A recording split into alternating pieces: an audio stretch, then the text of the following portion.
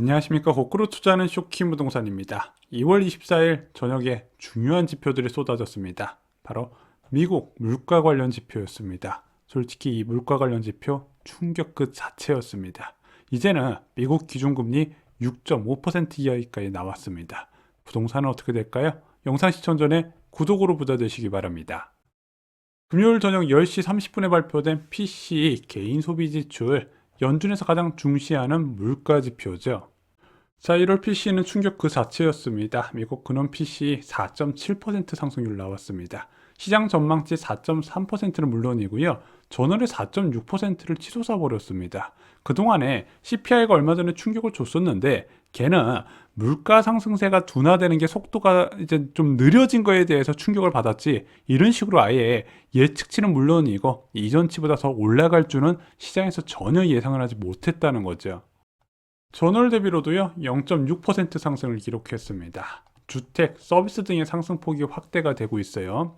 자, 제롬 파월 의장의 고금리 그리고 긴축의 명분이 현재 서비스 물가가 너무 높다는 이유거든요. 그래서 이 서비스 물가가 높은 이유, 결국에는 고용시장이 문제를 일으켜서 그 고용시장, 인건비가 올라가는 게 서비스 물가에 자극이 되고, 결국에는 고용이 잘 된다는 건 수요 측 인플레이션 압력도 이제 확대가 된다는 거다 보니까 경기를 꺼트려야겠다, 그러기 위해서는 추가 긴축이 불가피하다는 논리였는데 1월 근원 PC에서도 이런 내용이 확인이 됐다는 겁니다.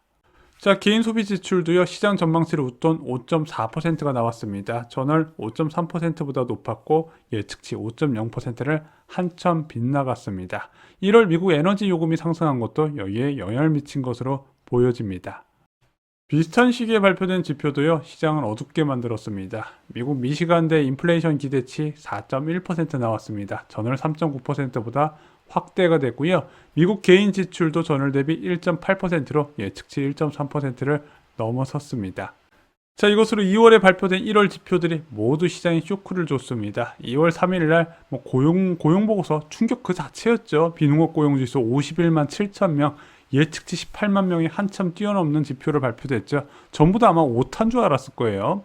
자, 2월 14일 날 발표됐던 CPI 소비자 물가지수 6.4% 상승률, 예측치 6.2%를 넘어섰고요. 2월 16일 날 발표된 생산자 물가지수도 6.0%, 앞으로 물가 불안이 좀 더 이어질 수 있을 것을 나타냈습니다. 그리고 2월 24일 날 발표된 근원 소비 지출까지도 시장에 충격을 준 상황이죠. 자, 점점 3월 FOMC의 빅스텝 베팅이 높아지고 있습니다. 이제 35.8%까지 올라갔습니다. 현재 패드워치에 나와 있는 시장 금리 전망 최종은 5.5%로 되어 있습니다. 그래서 6월까지 금리를 올리는 것으로 되어 있고요. 연내 금리 인하 기대도 많이 줄어든 상황입니다. 이제 2월 지표가 중요해졌습니다. 자, 지금 대다수는 아직까지 빅스텝 가능성은 크지 않다고 보고 있는데 이것도 지표 나오는 거 봐야 되거든요. 3월 15일부터 16일간 양일간 FOMC가 예정이 되어 있습니다. 자, 이 FOMC 전에 2월 고용보고서가 3월 10일 날 발표되고 2월 소비자 물가 상승률이 3월 14일 날 발표가 됩니다. 자, 이런 식으로 고용보고서와 그리고 소비자 물가 상승률이 어떤 식으로 결정이 나오냐에 따라서 3월 FOMC 결과가 달라질 수 있다는 거죠. 자, 만약 2월 지표까지 불안해지게 된다면요, 지금 시장에서 안 좋은 전망이 계속 나오고 있어요. JP모건의 CEO는요, 미국 기준금리 6% 도달할 가능성을 경고했고요. 또한 일각에서는 6.5%까지 올려야 된다는 주장도 나오고 있습니다. 자, 그러면은 2월 이후의 지표도 이런 식으로 불안해지게 된다면 빅스텝은 물론 이런 공포스러운 전망도 계속 늘어난다는 거죠. 일단은 에너지 요금이 2월 들어서 좀 전월 대비 약세가 나타나서 좀 과연 이렇게 충격적인 게 계속 이어질까, 이런 좀 의견도 좀 있는 상황입니다. 자, 미국의 금리 인상 가능성에 국채 수익률은 급등을 했습니다. 미국 10년물 국채 수익률 전 세계 유동성 지표가 되죠. 3.94%까지 올라갔습니다. 3.86에서 크게 치솟았죠.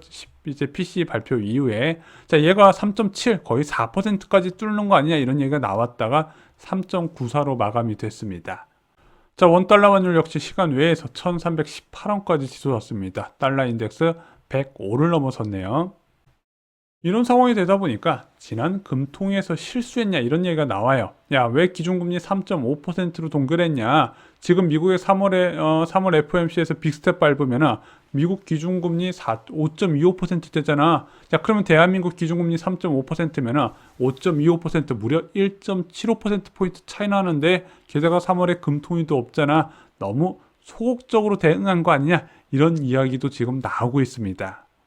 기가 막힌 타이밍에 이창용 하원회 총재 발언이 있었습니다.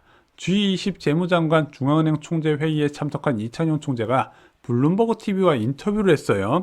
기자가 당연히 물어봤겠죠. 지금 상황이 이러니까 자, 미국 기준금리가 6%까지 오를 수 있다는 전망이 나오는데 이번 금통에서 금리를 동결해도 되는지 물어본 겁니다. 그랬더니 이창용 총재가 지난 금통위와 똑같이 변동 환율제에서는 한미 금리 역전이 꼭 환율에 영향을 미치지 않는다라고 답변을 한 겁니다. 물론 역전폭 확대가 의도하지 않는 결과를 초래할 수 있는 것은 지켜보겠다고 하지만 지금 미국에서 추가 금리 인상 가능성 하나만 보고 무조건 쫓아가는 통화 정책을 세우지는 않겠다고 이야기를 한 겁니다. 또한 이 자리에서도 긍정적인 전망을 계속 유지했습니다. 3월에 4%대 물가가 될 것이고 연말에 3%대 물가가 될 것이다. 그래서 외부 요인에 따라서 지금 환율 변동세가 나타나고 있는데 여기에 의미 부여하지 않겠다. 그래서 예전부터 강조했던 게 이제 한국의 통화 정책은 환율을 타겟팅으로 하지 않는다. 이런 이야기 자주 했었거든요.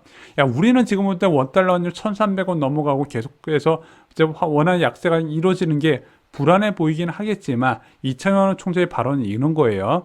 야, 대한민국만 통화 가치가 떨어지는 거냐? 아니지. 대한민국만 떨어진 거면 우리나라만의 문제인데 지금 전 세계가 미국 제외하고 다 떨어지고 있다. 지금 달러 강세에 대해서 통화 정책으로 대응하지 않겠다. 근데 지금 우리의 물가 전망대로 가게 되면은 물가락에 따른 외환시장 상황 개선도 기대할 수 있거든요. 그래서 지금 굳이 여기서 금리를 더 올릴 생각은 하지 않는 것 같습니다. 그래서 저희가 계속 미국 통화 정책도 중요하다 이렇게 말씀을 드리지만 이제는 한국은행의 움직임도 체크할 시기가 됐다고 생각을 합니다. 자, 2월 금통위에 나온 그 전문가들 전망도요 비슷해요. 자, ING에서는 한국은행의 낙관적 성장 전망 놀라워 4분기 금리 인하 예상 내용을 살펴보면요. 당초 3분기에 통화 완화가 시작될 것으로 예상을 했다. 하지만 지금 연준의 최종금리가 2분기에 2%를 넘어설 수 있다는 점을 고려해서 이것도 하는 정책 전망에 맞게 수정해서 그것이 올해 4분기 금리 인하로 예상을 한 겁니다. 현재 상황 종합해서 ING에서 그렇게 이야기를 한 거고요. CT도요. 한국은행 매파 금통위에도 하반기 금리 인하 기대에 내년에는 물가가 기준금리가 2%까지 낮아질 것이다. 그래서 CT는 원래 공격적으로 8월부터 기준금리 인하를 시작할 것으로 봤고요. 한번 낮추게 되면은 하반기 때 75bp, 내년 상반기에도 75bp, 그리고 내년 하반기까지는 2% 수준까지 낮아질 것으로 예상을 했습니다. 자, 다른 의견도 살펴보면요. 소재용 신한은행 연구원은요. 국내 물가 고공행진과 연준의 피봇 후퇴로 향후 한 차례 금리 인상 가능성을 배제할 수는 없지만 한국 경기도나 경기 부양으로 무게가 이동하는 듯한 정부 정책 등을 감안시 금리 인상 종결 국면으로 판단된다. 그리고 향후 자본 이탈 위험이 크지 않다면 4분기께의 연준보다 먼저 금리 인하가 가능할 것이라고 봤습니다. 그리고 BNP 파리바는 4월에 기준금리 인상할 것으로 전망을 하긴 했는데 또 어떻게 이야기를 했다? 금리 인하 주기가 더 일찍 시작될 수 있다고 전망을 변경을 했습니다. 그래서 많은 분들이 미국이 5.5%, 6%, 6.5%까지 금리 올라갈 가능성이 굉장히 불안해하고 계시지만요. 실제 많은 분들이 우려하는 것처럼 고금리의 장기화 가능성은 지금 많은 시장 전문가들이 높게 보고 있지는 않습니다. 자, 이번 미국의 기대된 긴축 상황, 부동산 시장에는 어떤 영향을 줄까요? 저희가 얼마 전에 3월 부동산 위기설 집중 분석해서 현재 부동산 시장에서 약간 수요가 주춤한 모습을 보인다 말씀드렸죠. 2월 중순 이후에 올라간 호가를 받으려는 매도자하고 아무래도 좀 저렴하게 더 사고 싶어하는 매수자의 줄다리기가 이루어졌습니다. 이미 1월 초 전후로 해서 초구매는 다 사라지고 이제 일부 단지에서는 5에서 10% 정도 상승한 가격까지 실거래가 찍혔는데 그 이상은 좀 주려는 사람들이 주춤을 한 것 같아요. 근데 앞으로 이런 줄다리기 계속 이어는 지는데 앞으로 매수자가 유리하냐 매도자가 유리하냐, 지난 영상에서는 현재 금리 수준이 동일하다면은 전세 가격이 상승을 할 겁니다. 1분기 이후에는. 그리고 청약 경쟁률도 올라갈 가능성이 있어요. 그래서 뭐 매도자가 더 유리하다고 말씀드릴 수는 없겠지만 일단 현재 주택 가격이 다시 작년 10월, 11월처럼 추가 하락 가능성은 좀 제한됐다고 보고 있는 겁니다. 만약에 4월달, 5월달 금통에서 금리 인상을 하게 되면 매수자한테는 호재긴 하지만 일단 시장 참여자 대부분은 그 4월에 추가 금리 인상 가능성을 그렇게 많이 보고 있지 않고 특히